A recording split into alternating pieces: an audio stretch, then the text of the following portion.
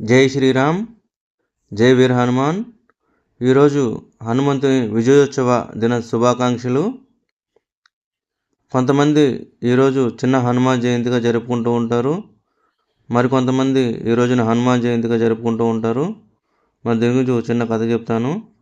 రావణాసురుడు సీతాదేవిని అపహరించినప్పుడు శ్రీరాముడు సీతాదేవి జాడ కోసం వెతుకుతూ లంకలో సీతాదేవి ఉన్నదని తెలుసుకొని హనుమంతునికి ఆ పని అప్పచెప్తారు.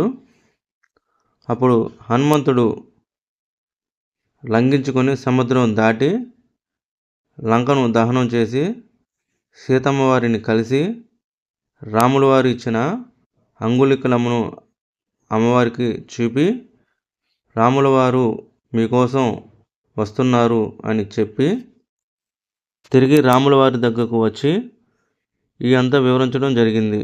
అప్పుడు శ్రీరాముల వారు హనుమంతుడు చేసిన పనికి సంతోషించి విజయోత్సవం ఏర్పాటు చేస్తాడు.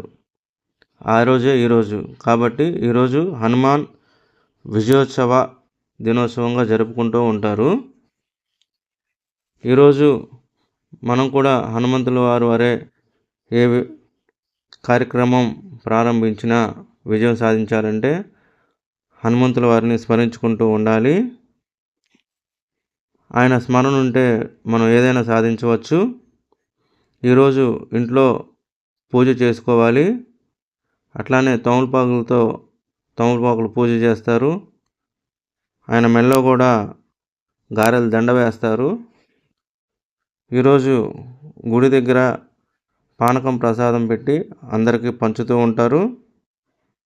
మరి ఈరోజు శనివారం రావటం వల్ల కూడా దేవాలయ దర్శనం చేసుకోవటం వల్ల శని బాధలన్నీ పోయి విజయం సాధించడానికి మనకు అవకాశం ఉంటుంది. కాబట్టి ఫ్రెండ్స్, ఈరోజు మనం ఎంతో సంతోషించదగ్గ పండగ కాబట్టి మనందరం కూడా పండగ చేసుకుందాం. మళ్ళీ ఇంకొక వీడియోతో కలుద్దాం. జై హింద్, జై భారత్.